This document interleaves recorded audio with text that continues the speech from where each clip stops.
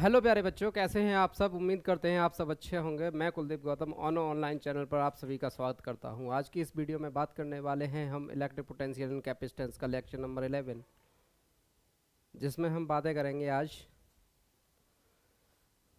Capacitance के लिए। तो बड़ा खूबसूरत और बहुत प्यारा सा टॉपिक है आपका, जिसका नाम है कैपेसिटर। क्या नाम है इसका? कैपेसिटर। प्यारे बच्चों, तो कैपेसिटर होता क्या है? बेसिकली आप लोगों ने सुना होगा और पढ़ा भी होगा, सुना भी होगा, सब लोग बताते भी हैं कि कैपेसिटर एक इस तरीके का डिवाइस होता है, एक ऐसा अरेंजमेंट है, एक ऐसा डिवाइस है जिसको आप पंखे में कंडेंसर के फॉर्म में जो है यूज करते हैं। लाइक शायद वो इस तरीके के होते हैं, ये ये ये ये सभी क्या हैं? कैपेसिटर्स ही हैं। ठीक है ना? तो इसमें आपने देख रहे होंगे, अगर आपको दिखाई दे तो यहाँ पर एक वायर है और एक वायर यहाँ है, यानी कि इसके दो वायर्स होते हैं, दो सोर्स होते हैं।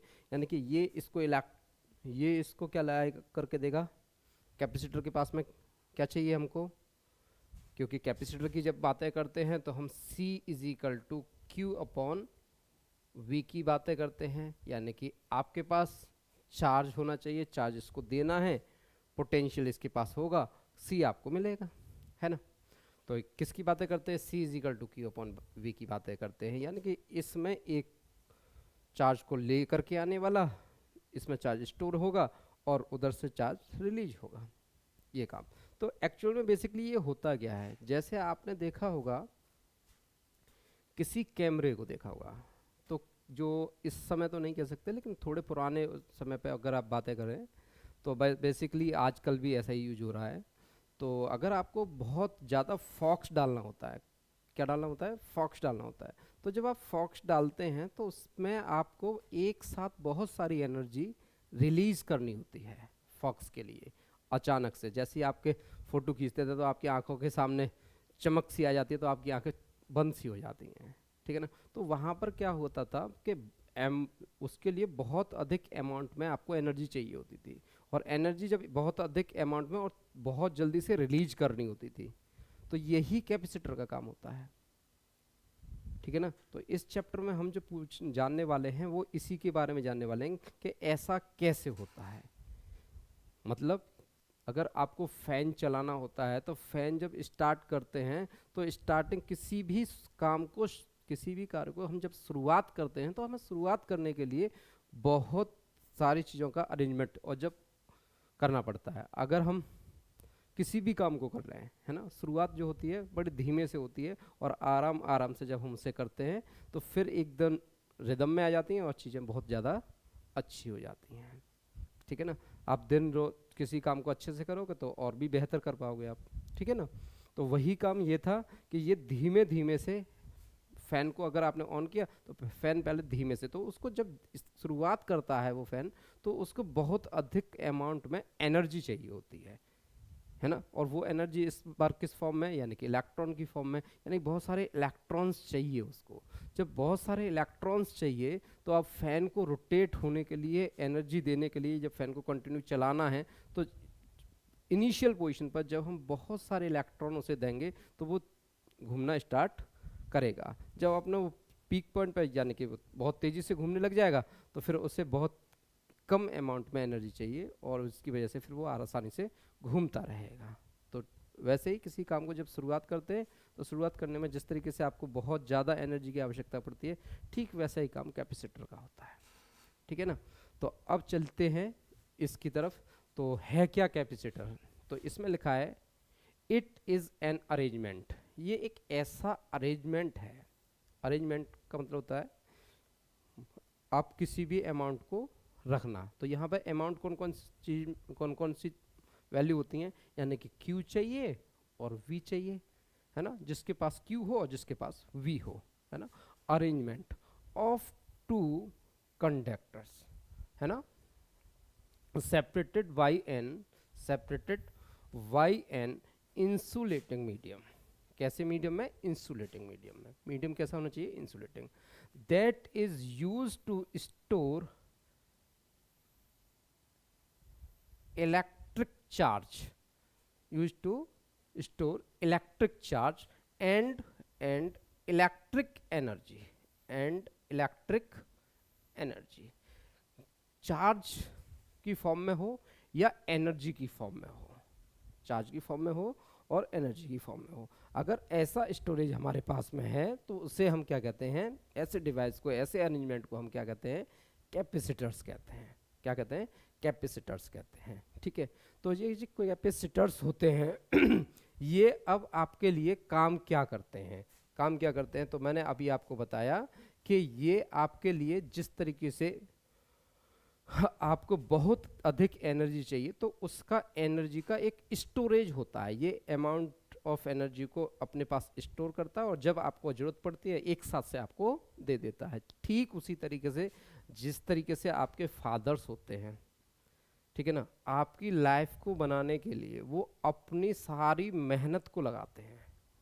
तो आप धीमे धीमे से, आपको देखते हैं कि आप जब बहुत छोटे होते हैं तो बहुत छोटे से जिस तरीके से आपको बड़ा किया जाता है तो वो आपको जब भी ज़रूरत पड़ेगी, मान लीजिए आप कुछ अच्छा काम करने वाले हैं, इंजीनियरिंग करने वाले हैं, आईआईटी में सेलेक्ट होने वाले हैं, यानी आपको बहुत अधिक अमाउंट में जब पैसे की ज़रूरत होती है तो वो आपको एक साथ से ले जा करके आपको पकड़ा देते, चल लो और अपना काम स्टार्ट कर दो। ठीक आपकी परवरिश की तरह ही इसका काम होता है।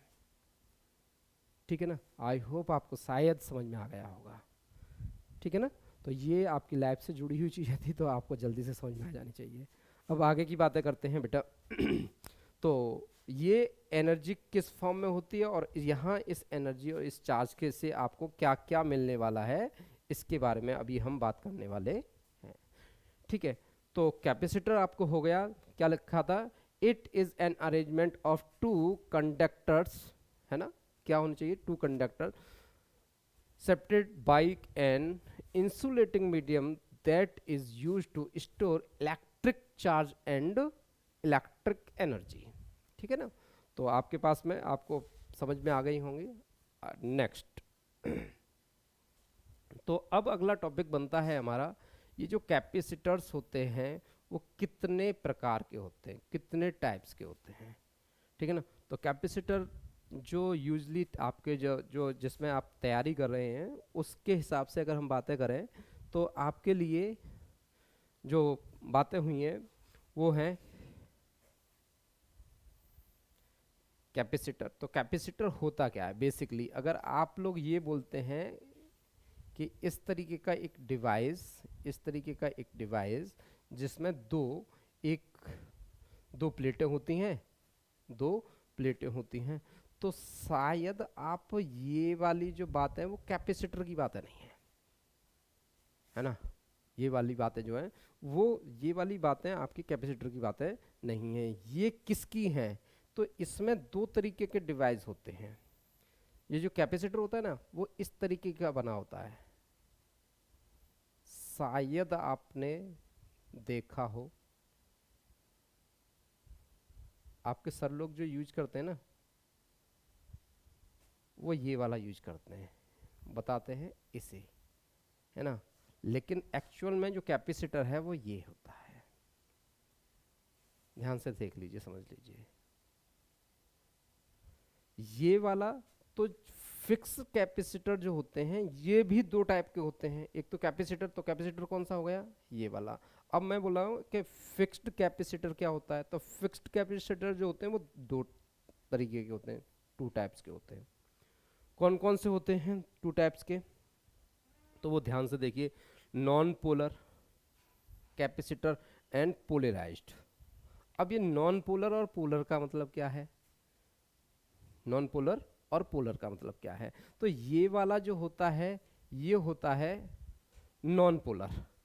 कैसा होता है, नॉन पोलर। और जो पोलर होता है ये किसके साथ में आता है, नॉन पोलर के साथ में। और जो पोलराइज्ड होता है, जो पोलराइज्ड होता है वो कौन सा वाला कैपेसिटर होता है, ये वाला, ये वाला कैपेसिटर होता है। ठीक है ना, इसकी जो एक प्लेट होती है वो कैसी होती है, राउंड शेप में घूमी हुई। और इस कैपेसिटर को हम कहते हैं, ध्यान से देख लीजिए बेटा इसे, इसकी एक लाइन स्ट्रेट होती है और एक लाइन राउंड शेप में घूमी हुई होती है। ठीक है ना। और इसे कहते हैं पोलराइज्ड कैपेसिटर। क्या क्या नाम है इसका? Polarized capacitor. समझ में आ गया। और जो थर्ड ये है लास्ट वाला, तो ये वाला वेरियस कैपेसिटर, तो वेरिएबल कैपेसिटर जो होते हैं, तो वेरिएबल कैपेसिटर को कैसे यूज करते हैं उसे देखिएगा, समझिएगा। जैसे वेरिएबल रेजिस्टेंस होता है उस तरीके से वेरिएबल कैपेसिटर होता है। तो ये वाला कैपेसिटर वेरिएबल कैपेसिटर है। तो शायद आपको टाइप्स ऑफ कैपेसिटर के बारे में अच्छे से पता हो गया होगा। तो ये टाइप्स ऑफ कैपेसिटर आपको पूछने के लिए नहीं आता, लेकिन टाइप्स ऑफ कैपेसिटर आपको पता रहना चाहिए। किसके लिए पता रहना चाहिए? ठीक है प्यारे बच्चों, समझ में आ गया होगा। तो कौन सा था कैपेसिटर? कैपेसिटर किस टाइप का होता है? इस तरीके का होता है। फिक्स्ड कैपेसिटर कितने टाइप्स के होते हैं? 2 टाइप्स के होते हैं। टू में कौन सा? नॉन पोलर और पोलराइज्ड कैपेसिटर। नॉन पोलर कौन सा होता है? ये, और ये पोलराइज्ड। तो इसका हम यूज करते हैं, इसका हम आजकल सर्किट में जो यूज कर रहे हैं, यानी कि आपके लेक्चर में जो यूज करेंगे, मोस्टली इस पर काम करने वाले हैं। ठीक है ना, इस पर काम करने वाले हैं। आपने देखा भी होगा क्वेश्चंस वगैरह में आप निकालते हैं तो क्वेश्चन में इस तरीके से इसको इससे और इसको इससे, है ना। तो इस तरीके के जो डिवाइस होते हैं इसको हम कैपेसिटर बोलते हैं। ठीक है ना। चलिए, अब इसके बाद में अगला स्टेप आपका बनता है capacitor of A capacitance of a capacitor. यहाँ पे ये कैपेसिटेंस ऑफ अ कैपेसिटर बनता है। कैपेसिटेंस, तो मैं इसको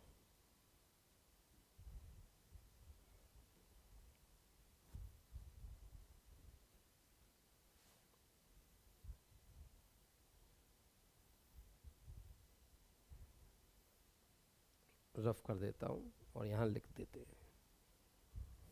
तो ये आपका हो जाएगा बेटा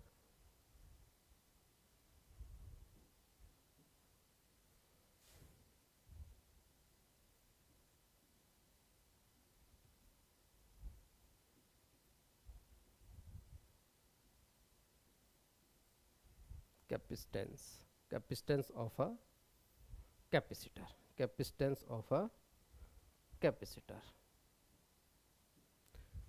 ठीक है प्यारे बच्चों, capacitance of a capacitor.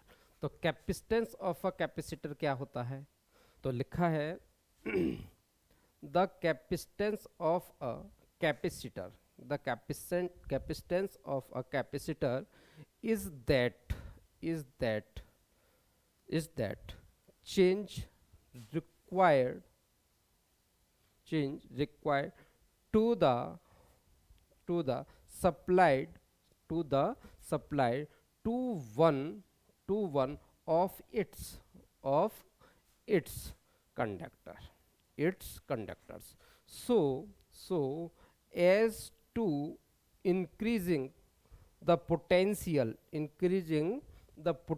difference between two conductors by unit amount. किसी भी यूनिट अमाउंट का मतलब किसी भी पोटेंशियल की वैल्यू, यानी कि V is equal to 1 volt हो और उस 1 वोल्ट पर किसी भी कंडक्टर्स को जो चार्ज दिया जाता है, जो चार्ज गिवन होता है, जो चार्ज देते हैं, वो चार्ज क्या कहलाता है?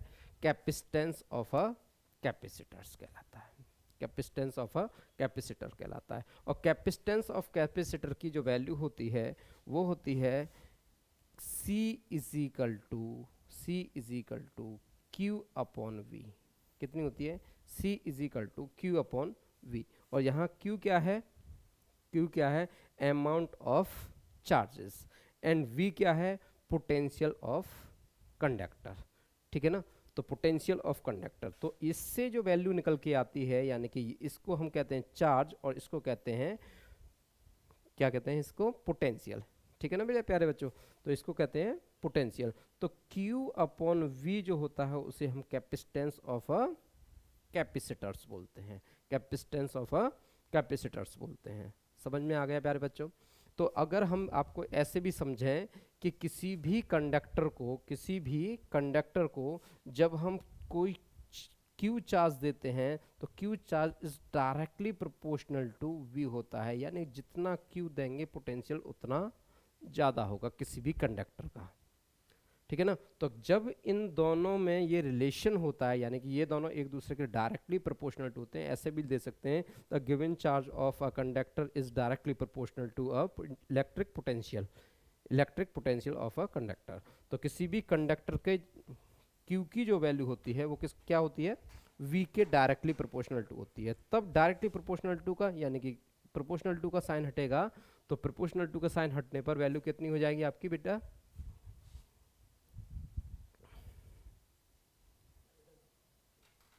हाँ कितनी हो जाएगी बेटा, तो वो वैल्यू आपकी हो जाएगी Q प्रोपोर्शनल टू V, और जब प्रोपोर्शनल टू का साइन हटेगा तो Q is equal to value आ जाएगी आपकी CV। क्या हो जाएगी वैल्यू आपकी CV, और C जो है वो क्या है, कैपेसिटेंस ऑफ अ कैपेसिटर। क्या है, कैपेसिटेंस ऑफ अ कैपेसिटर। किसी भी कैपेसिटर की कैपेसिटी बोल सकते हैं आप, कैपेसिटेंस बोल सकते हैं, ठीक है ना। तो ये क्या है, एक प्रॉपर्टी है। कैपेसिटेंस क्या होता है, एक प्रॉपर्टी होती है, तो किसी भी कंडक्टर की क्या होती है, प्रॉपर्टी होती है, जिसे हम क्या बोलते हैं, सी बोलते हैं, ठीक है ना। तो इसकी वजह से सी का जो फॉर्मूला बन जाता है वो क्या बन जाता है, C is equal to Q upon B. अब गजब की बात ये है कि ये जो सी होता है, ये जो सी होता है वो न तो क्यू पर डिपेंड करता, ये जो C होता है, C is equal to Q upon V. अगर मैं इसकी बातें करूं तो ये जो C है ये न तो Q पर डिपेंड करता और ना ही पोटेंशियल पर डिपेंड करता, न तो Q पर डिपेंड करता और ना ही पोटेंशियल पर डिपेंड करता। ये सबसे अच्छी वाली बात इसकी है।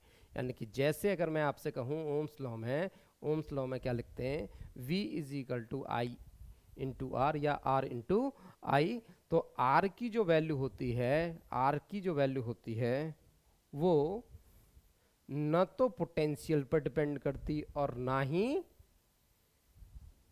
तो पोटेंशियल पर डिपेंड करती है और ना ही करंट पर, इलेक्ट्रिक करंट पर डिपेंड करती है। तो ये इसका रिलेशन न तो इसके साथ बनता है और ना ही इसके साथ बनता है। तो तो इसकी डिपेंडेंसी निकालने के लिए आप यूज करते हैं कैपिटल आर। आपने पढ़ा होगा शायद, हाई स्कूल में भी है, और आप अगर ट्वेल्थ में पढ़ रहे हैं तो आपने ट्वेल्थ में ही पढ़ा होगा।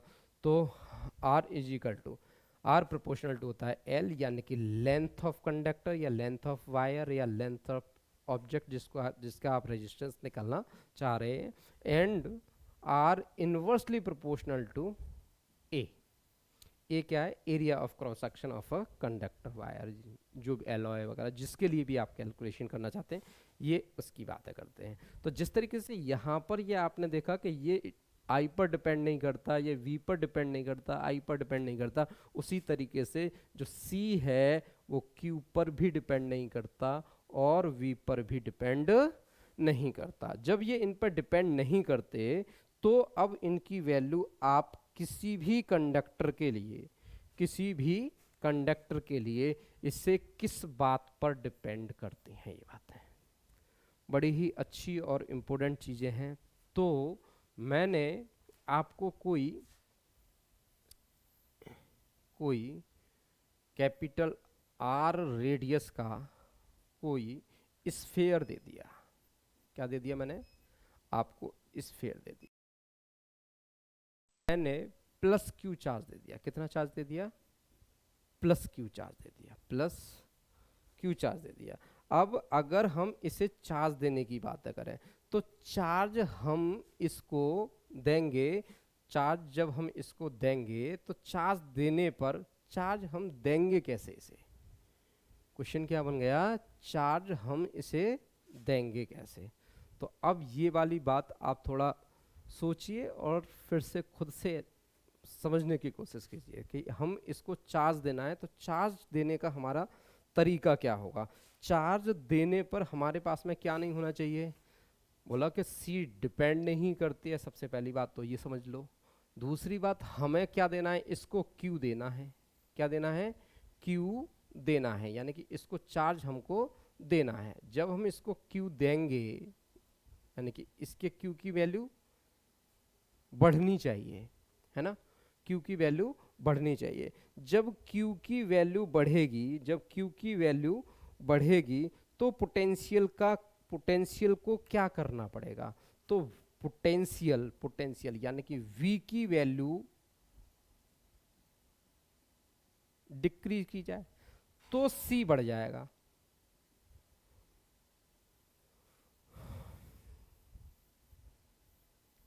ये सारी बातें समझो, समझो।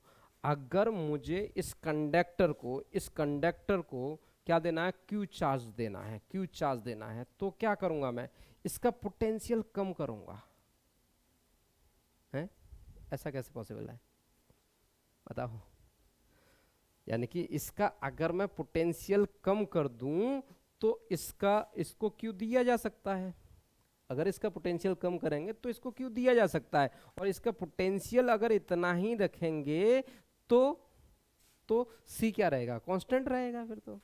अब आप करना क्या चाह रहे हैं कि इसको क्यू देना चाह रहे हैं, लेकिन क्यू देने से आपको बेनिफिट क्या होने वाला है, आपका सी इंप्रूव करना है, सी बढ़ाना है।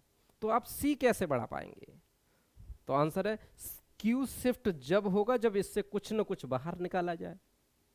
तो इससे हम कैसे कुछ बाहर निकाल सकते हैं, तो आंसर है इससे पोटेंशियल बाहर निकालने के लिए हमें क्या करना पड़ेगा, हमें क्या करना पड़ेगा, अगर इसको क्यू डी क्यू चार्ज इसको देना है तो आंसर है इससे डी क्यू चार्ज ले लो, डी क्यू चार्ज ले लो। अगर ये पॉजिटिव चार्ज है तो पॉजिटिव पॉजिटिव में तो रिपल्सन होगा, क्या होगा, रिपल्सन होगा। लेकिन हम अब इसको जो देने वाले हैं तो रिपल्सन होगा, तो कैसे रिपल्सन होगा, तो रिपल्सन में तो ये जाएगा ही नहीं इसके पास में। समझने वाली बात है बेटा, ध्यान से समझिएगा। अगर हम इसको क्यू डी क्यू चार्ज देने वाले हैं तो डी क्यू पॉजिटिव चार्ज है, डी क्यू पॉजिटिव चार्ज है तो पॉजिटिव चार्ज, और ये पॉजिटिव चार्ज तो पॉजिटिव और पॉजिटिव में क्या होगा, रिपल्सन होगा, रिपल्सन होगा तो क्या होगा, ये चार्ज इसके पास जाएगा ही नहीं। तो क्या होना चाहिए, तो हम इसको क्या दें, तो हम इसको क्या दें कि जिसकी वजह से इससे इस पर क्या हो जाए, सी मेंटेन रहे और चार्ज भी इसके पास शिफ्ट हो जाए, चार्ज भी इसके पास शिफ्ट हो जाए। तो आपने देखा होगा कि हम किसी कैपेसिटर को अर्थ से कनेक्ट करते हैं, ये तो जैसे कैपेसिटर को अर्थ से, अभी आएगा आपके में पैरेलल कैपेसिटर, तो जब हम अर्थ से रिलेट करते हैं, अर्थ से कनेक्ट करते हैं तो अर्थ से पॉजिटिव चार्ज क्या है, अर्थ में जाता है, क्या होता है, पॉजिटिव चार्ज अर्थ में जाता है। और नेगेटिव चार्ज, क्योंकि आपको कैपेसिटर की प्लेट पर कैसा चार्ज चाहिए, नेगेटिव चार्ज चाहिए, तो अर्थ क्या करती है, उसको नेगेटिव चार्ज देना स्टार्ट करती है। क्योंकि क्या अर्थ के पास में क्या होता है, दोनों ही चार्ज, दोनों टाइप के चार्ज होते हैं, ठीक है ना, समझ में आ रहा है ना।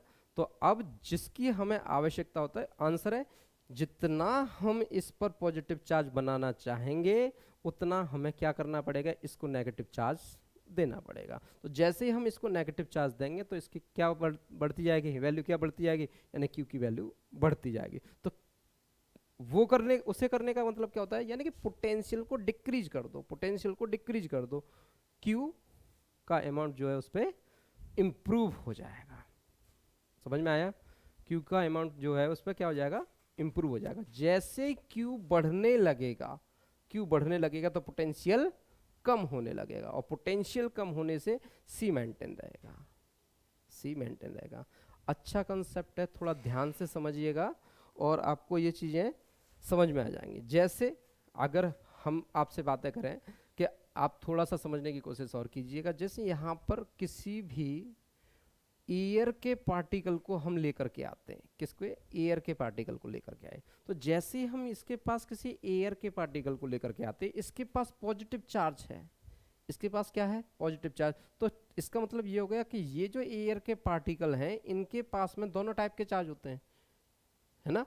तो अब इसके साथ में तो ये क्या करना चाहेगा, यार यहाँ कुछ मिल रहा है तो इससे मजे ले लो, समझो क्या है कि अगर यहाँ कुछ है तो इससे मजे ले लो, जैसे अभी आपको कुछ मिल जाए तो आप क्या करने लग जाते हैं, उसके साथ मजे करने लगते हैं। तो मजे करने लगते हैं तो यानी कि उससे खेलने लगते हैं। अभी आपको कुछ भी मिल जाता है तो आप उठा करके उसके साथ खेलने लगते हैं ना। तो वैसे ही इस एयर के पार्टिकल को जब ये मिला कंडक्टर, तो इसे बोला कि इसके साथ चलो मजे करते हैं। तो मजे करने का मतलब है इसके साथ पॉजिटिव चार्ज है और इसके पास में क्या था, पॉजिटिव और नेगेटिव दोनों चार्ज है। तो ये वाले जो फ्री इलेक्ट्रॉन होते हैं, यानी ये वाला जो चार्ज है वो इसके साथ में जैसे ही पास में आता है तो ये नेगेटिव चार्ज जो है वो इसकी तरफ अट्रैक्ट होने लगता है। तो पॉजिटिव चार्ज कहाँ चला जाता है, अपोजिट साइड में। ठीक है, ऐसा ही काम इसके साथ में होता है। तो अब हमसे अब क्या क्लियर हो गया कि अगर हमें क्या करना है, इसका पोटेंशियल इंप्रूव करना है, यानी इसकी कैपेसिटी इंप्रूव करनी है या कैपेसिटी को बढ़ाना है, तो क्या करना पड़ेगा, क्यू को बढ़ाना होगा। लेकिन पोटेंशियल को क्या करना पड़ेगा, कम करना पड़ेगा। मेरा कहने का मतलब ये है, क्यू बढ़ेगा तो सी बढ़ेगा, क्यू कम होगा तो सी कम होगा, ठीक है ना। और क्यू को बढ़ाने का तरीका क्या होता है कि पोटेंशियल को कम करना होता है। ठीक है प्यारे बच्चों, ध्यान से समझिएगा इस टॉपिक को। अच्छा टॉपिक है, बहुत अच्छा टॉपिक है। अब हमारी जो बातें आती हैं, अब जो इसके बाद बातें आती हैं, तो ये आई होप शायद आपको समझ में आ गया। तो इस कैपेसिटर की, है ना, तो इसका पोटेंशियल कितना होगा, तो आंसर है इसका potential V is equal to 1/4 pi epsilon not Q upon कितना होगा, कैपिटल R, ठीक है ना। और इसके बाद और इसके पास में C कितना होगा, तो C इज इक्वल टू हो जाएगा आपका Q अपॉन V। तो जब Q अपॉन V हो जाएगा तो यहां से हम ये भी लिख सकते हैं कि V इज इक्वल टू कितना हो जाएगा, C इंटू Q। तो ये V की वैल्यू है, ये V की वैल्यू है, और दोनों ही V की वैल्यू को क्या कर सकते हैं, हम कंपेयर कर सकते हैं। दोनों ही V की वैल्यू को कंपेयर कर सकते हैं। जब V की वैल्यू को कंपेयर करेंगे तो वैल्यू हो जाएगी आपकी C into Q is equal to 1/4 pi epsilon, sorry यहाँ पर आपको V इज इक्वल टू कितना हो जाएगा, Q अपॉन C, और Q अपॉन C, तो यहाँ पे हो जाएगा वैल्यू आपकी Q upon C is equal to 1/4 pi epsilon not capital Q upon capital R, और इस Q से ये वाला Q कैंसिल आउट हो जाएगा। तो C इज इक्वल टू बनेगा 4 pi epsilon not into capital R। तो किसी भी स्फेयर के लिए, है ना, तो स्फेयर के लिए अभी बातें जो करेंगे हम, स्फेयर के लिए कितनी होती है, वैल्यू कितनी हो जाती है, C is equal to 4 pi epsilon not into R। तो ये किसी भी स्फेरिकल कैपेसिटर की, क्या स्फेरिकल कंडक्टर की क्या है, कैपेसिटेंस, क्या है, कैपेसिटेंस। तो वो कैपेसिटेंस कितना होता है, इतना होता है। ठीक है प्यारे बच्चों, चलिए अब नेक्स्ट अगला टॉपिक है आपका कैपेसिटेंस ऑफ अ कंडक्टर, है ना, कैपेसिटेंस ऑफ अ कंडक्टर। तो कैपेसिटेंस ऑफ अ कंडक्टर अभी लिखवाई दिया है, it is the charge required in increasing the potential of a conductor by a unit amount, यानी कि किसी भी कंडक्टर का पोटेंशियल इंप्रूव करने के लिए यूनिट अमाउंट, यानी कि उसके लिए जो चार्ज हम देते हैं उसको हम पोटेंशियल देते हैं, तो कह रहा है it is the charge required to the potential of a conductor by unit amount का मतलब है 1 वोल्ट।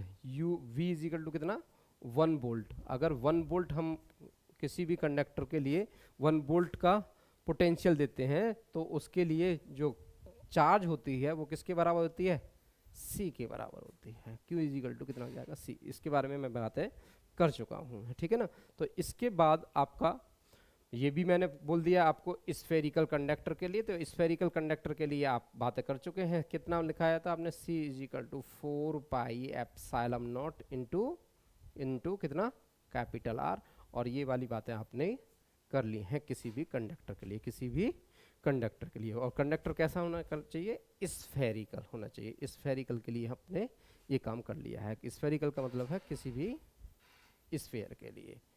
कैसा स्फेयर है? इस तरीके का। और इसको हमने कितना चार्ज दिया है? Q। कितना चार्ज दिया था हमने इसे? Q।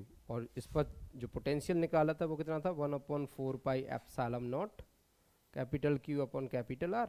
और V इज इक्वल टू कितना होता है? Q upon C। दोनों को कंपेयर कर देंगे तो कितना हो जाएगा? Q upon C is equal to 1/4 pi epsilon not Q upon capital R। Q से Q cancel, C is equal to कितना, जो ये यहाँ लिखा है अभी कराया है, आ गया होगा शायद आपको समझ में, ठीक है ना।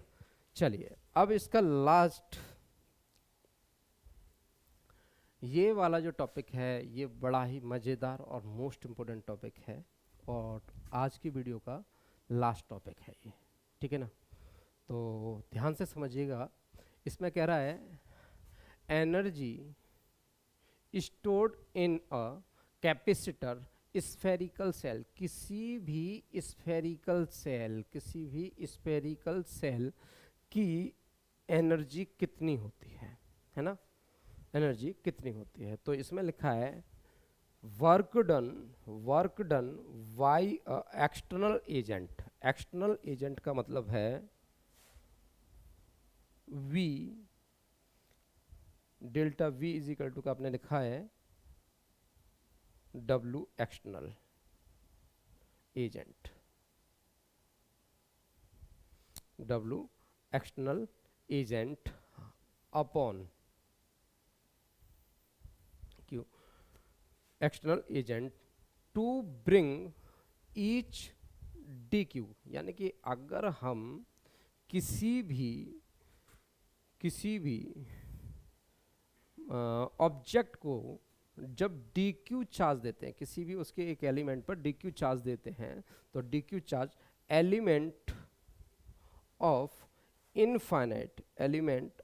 Infinite to this sphere stored in form in potential energy. तो अगर हम उसको Q चार्ज देते हैं तो उसकी पोटेंशियल एनर्जी इम्प्रूव होती है। तो जब पोटेंशियल एनर्जी, तो आपने पढ़ा है कि delta V is equal to W upon Q, यानी कि dW अपॉन dQ। अब ये डेल्टा V क्यों लगाया? तो डेल्टा V का मतलब था V final minus V initial is equal to dW upon dQ, dW upon dQ।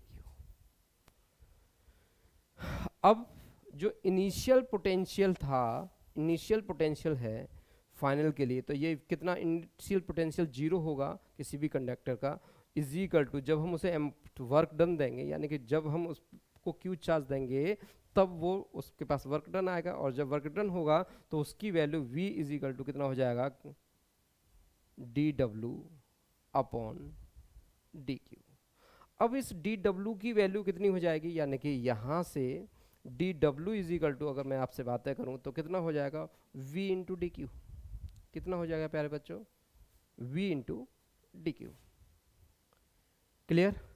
अब क्वेश्चन ये बनता है कि ये जो V है, इस V की वैल्यू किसी भी स्फेरिकल सेल के लिए कितनी होती है? किसी भी स्फेरिकल सेल के लिए कितनी होती है? तो इसकी जो वैल्यू होती है प्यारे बच्चों, वो कितनी होती है? तो इसे कैलकुलेट करने के लिए आपको स्फेयर की C पता होना चाहिए। तो C इज इक्वल टू, अभी आपने निकाला था कितना? 4 pi epsilon not into capital R। कितना होता है? 4 pi epsilon not into capital R। और जब 4 pi epsilon not into capital R होगा तो इस वैल्यू को आप कैसे कैलकुलेट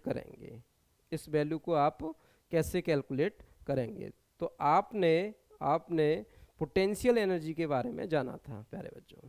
तो पोटेंशियल एनर्जी क्या होती है? तो पोटेंशियल एनर्जी को आप कैसे निकालते हैं?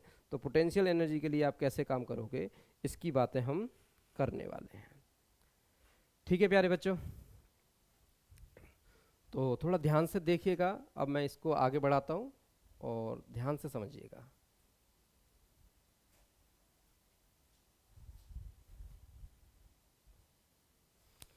तो d Q is equal to, यानी कि d W is equal to, d W is equal to कितना हो जाएगा, आंसर है क्यू अपॉन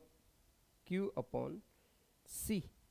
किसी भी कंडक्टर के लिए, किसी भी स्फेयर के लिए या किसी भी स्फेरिकल सेल के लिए, किसके, कंडक्टर स्फेयर सेल के लिए जो सी होता है क्या होती है, उसकी कैपेसिटेंस होती है ना, और क्यू क्या होता है, उसको चार्ज, है ना, क्यू क्या है, उसका चार्ज, इनटू इनटू कितना, इनटू वी की वैल्यू रख दी, इनटू कितना हो जाएगा, डी क्यू, इनटू कितना हो जाएगा, डी क्यू। तो हमने इसको कंडक्टर को कितना चार्ज दिया था, आंसर इनिशियल पे 0 था और फाइनल पे कितना हो जाएगा, क्यू हो जाएगा, है ना। तो अगर हम इसकी वैल्यू निकालें प्यारे बच्चों, तो इसकी वैल्यू कितनी हो जाएगी, 1/c बाहर, और इसकी हो जाएगी कैपिटल क्यू स्क्वायर अपॉन 2, है ना, कितना हो जाएगा, क्यू स्क्वायर अपॉन 2। इसको भी आप चाहें तो ये लिख सकते हैं, मैं दोबारा से लिख देता हूँ,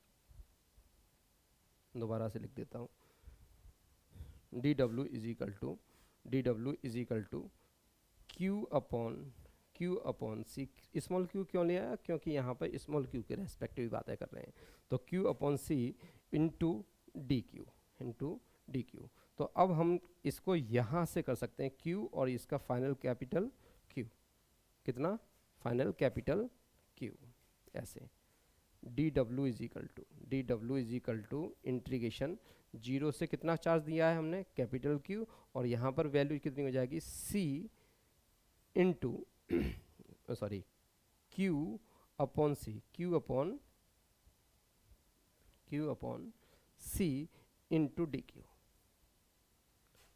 ठीक है प्यारे बच्चों, अब यहाँ से c तो क्या है, कांस्टेंट वैल्यू है, तो c को तो 1/c बाहर ले लो। अब q की वैल्यू को करेंगे तो क्यू स्क्वायर अपॉन कितना हो जाएगा, 2 इंटीग्रेट कर दिया इसको, और 0 से क्या इतना हो जाएगा q। अब लिमिट रख दीजिए इसकी, तो 1/c इंटू कितना, capital Q square upon 2 minus ये वैल्यू कितनी हो जाएगी, 0 हो जाएगी। तो d W is equal to कितना हो जाएगा प्यारे बच्चों कितना हो जाएगा, 1 यानी कि क्यू स्क्वायर अपॉन 2c,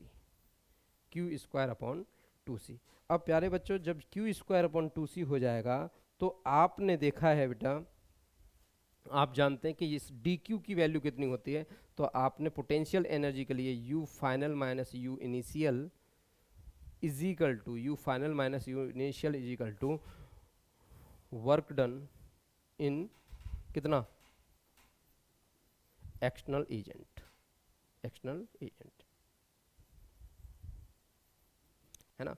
तो work done in external agent के लिए तो ये जो इनिशियल वैल्यू होती है पोटेंशियल होगा वो कितना हो जाएगा, 0, और ये वाली वैल्यू कितनी हो जाएगी, u। तो इसकी पोटेंशियल एनर्जी कितनी हो जाएगी, पोटेंशियल एनर्जी हो जाएगी 1/2, और इसकी वैल्यू कितनी है, ये कितना हो जाएगा, 1/2 क्यू स्क्वायर अपॉन सी। प्यारे बच्चों कितना हो जाएगा, क्यू स्क्वायर अपॉन सी प्यारे बच्चों।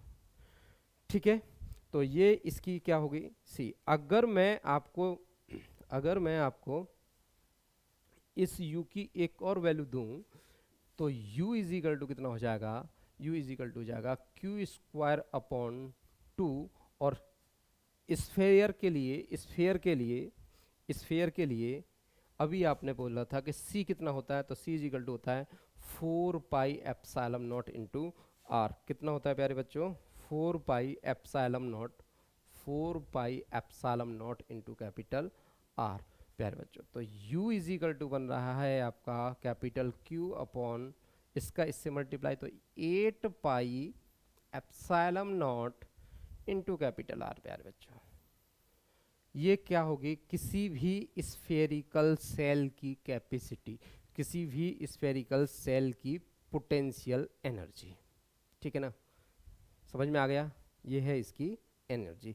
अब इस एनर्जी को ध्यान से समझिएगा प्यारे बच्चों, अगर मैं क्यू स्क्वायर अपॉन 2c से अगर और बातें करूं तो क्या होता है, q इज इक्वल टू कितना बनता है आपका cv, कितना बनता है आपका cv। तो अगर मैं इस q की वैल्यू ये रख देता हूं तो वैल्यू हो जाएगी आपकी u is equal to, q की वैल्यू कितनी है ये c square into V square upon 2c का 2c अपॉन 2c। तो ये c से ये स्क्वायर कैंसिल हो जाएगा और u इज इक्वल टू बनेगा 1/2 cv स्क्वायर प्यारे बच्चों, 1/2 cv स्क्वायर। कितना बनेगा 1/2 cv स्क्वायर। और देखिएगा प्यारे बच्चों, इसके लिए अगर मैं इस c की वैल्यू रख दूं तो यहाँ से c की वैल्यू क्या निकल के आएगी, c इज इक्वल टू कितना हो जाएगा q अपॉन v प्यारे बच्चों। तो u इज इक्वल टू कितना हो जाएगा बेटा, u is equal to 1/2 q square upon q upon v। तो q से स्क्वायर कैंसिल और ये v ऊपर हो जाएगा और वैल्यू हो जाएगी 1/2 qv। कितनी हो जाएगी 1/2 qv प्यारे बच्चों। तो ये था आज का आपका प्यारा सा लेक्चर। तो आई होप आपको समझ में आया होगा। आप मेहनत करते रहिए और अपने काम को और भी अच्छे से मजबूती देने के लिए मैं कुलदीप गौतम आपको नेक्स्ट हर एक कंसेप्ट को क्लियर करने के लिए कोशिश कर रहा हूँ कि सारी की सारी चीज़ें आप तक पहुँचें और ज़्यादा से ज़्यादा अमाउंट, ज़्यादा से ज़्यादा चीज़ें आप तक पहुंचा सकूं मैं आपको, ठीक है ना। जो आपके सिलेबस में आता है वो आपको मिले, ठीक है। बहुत बहुत धन्यवाद।